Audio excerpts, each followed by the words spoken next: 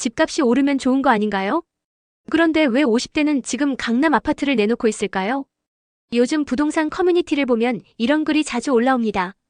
강남 아파트 매물이 쏟아진다. 50대가 집을 팔기 시작했다. 왜 지금 팔지? 더 오를 수도 있잖아. 하지만 데이터를 보고 나니 그 이유가 명확해졌습니다. 지금 벌어지고 있는 조용한 대이동의 배경을 이야기하려 합니다. 종부세 기준이 다시 강화되고 있습니다. 공정시장 가액 비율을 60%에서 80%로 올리는 안이 유력하게 검토되고 있고, 이는 법 개정 없이 시행령만 바꾸면 바로 적용될 수 있습니다. 2021년에는 종부세만 7조 원 이상 거쳤습니다. 윤석열 정부에서 완화됐던 기준이 바뀌면 다시 과세 압박이 커질 가능성이 큽니다. 이미 50대 이상이 강남 아파트를 팔고 있습니다. 2024년 강남 3구 매도인 중 10명 중 7명이 50대 이상입니다. 특히 압구정 청담동의 장기 보유자들이 대거 매도에 나서고 있습니다. 그 이유는 세 가지입니다. 보유세 부담 회피, 노후 자금 확보, 시세 차익 실현. 지금 보유 중인 부동산이 종부세 과세 대상인지 확인해 보세요. 공정시장 가액 비율이 오를 경우 실제 세부담 시뮬레이션을 해보는 게 중요합니다. 보유 목적이 명확하지 않다면 노후 계획과 절세 전략을 우선순위로 재정비하세요. 지금 50대가 어떻게 움직이는지 매도 시점에 대한 힌트로 활용하셔야 합니다.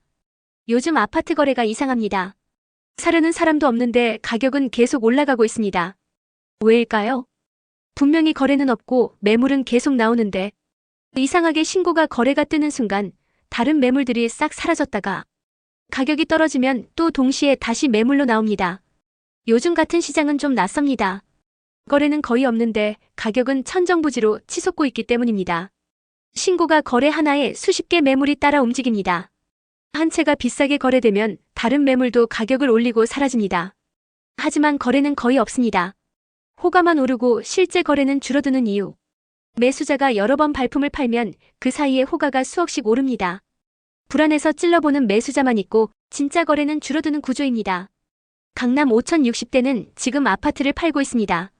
압구정, 청담동을 중심으로 장기 보유자들이 차익 실현 중입니다. 이들은 25평대로 갈아타며 현금 3,040억을 확보하고 일부는 증여, 일부는 노후 생활비로 씁니다. 627 대책 이후 계약 취소도 속출 중입니다. 627 전에 계약했다가 대출 규제 때문에 잔금을 못 치르고 계약 취소되는 사례가 400건 이상 발생했습니다. 특히 고점 계약일수록 그 타격은 큽니다. 지금 내 보유 부동산이 호가만 오르고 거래는 없는 지역인지 점검해보세요.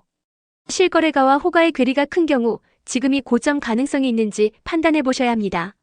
장기 보유 특별공제를 적용받을 수 있는 1가구 1주택자라면 양도 타이밍을 놓치지 않도록 절세 계획을 수립하세요. 매수자는 호가만 보고 추격 매수하지 말고 자금 계획과 대출 가능성을 먼저 점검한 뒤 접근하는 게 안전합니다.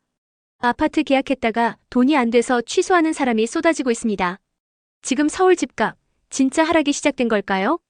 최근 서울 아파트 거래 데이터를 보면 계약을 했다가 중도금 못 내서 파기된 사례가 급증하고 있습니다. 그냥 계약금 날렸다고 좋아해야 하나요?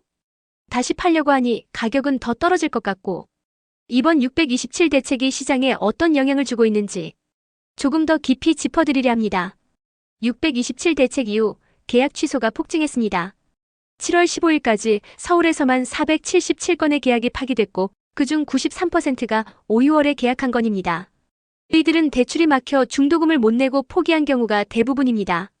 계약금은 안 돌려줘도 웃을 수 없는 이유. 계약이 취소되면 매도인은 계약금을 챙기긴 하지만 그 이후 다시 팔려면 더 싸게 내놔야 한다는 압박이 생깁니다. 그래서 웃지도 울지도 못하는 상황이 되는 겁니다. 627 대책, 오래 갈까? 아닐 가능성이 큽니다. 지금처럼 거래가 끊기고 집값 하락 시그널이 보이면 정부는 다시 시장 부양책을 꺼낼 수밖에 없습니다.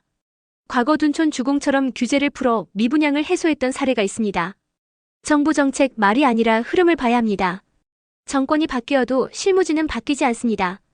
정책은 정무가 아니라 관료의 선택으로 움직일 때가 많습니다. 그래서 말보다 데이터와 타이밍을 봐야 하는 이유입니다. 627 대책의 적용 여부를 먼저 확인하세요. 대출 가능 금액과 조건이 어떻게 바뀌었는지 직접 계산해 보셔야 합니다. 계약 전 본인이 감당할 수 있는 중도금잔금 시나리오를 준비하세요. 갭 투자 목적이라면 지금은 리스크 구간일 수 있습니다. 집값 하락 시그널이 나타난 지역은 호가와 실거래 차이, 매물 증가, 계약 파기 사례를 함께 점검하세요. 집을 사지 말라는 게 아니라 나에게 맞는 집을 나에게 맞는 시점에 사야 한다는 것을 기억하세요. 집을 사지 말라는 게 아닙니다.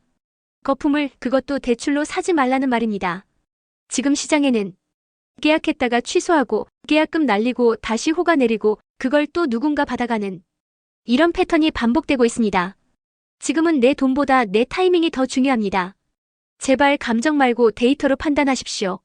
이 영상을 보신 여러분, 지금 내가 고려 중인 매물의 대출 가능성과 실거래의 흐름 직접 체크해 보시기 바랍니다. 그리고 이 영상을 저장하고 아파트 고민 중인 친구 한 명에게 공유해 주세요. 지금은 정보를 가진 사람이 기회를 잡습니다.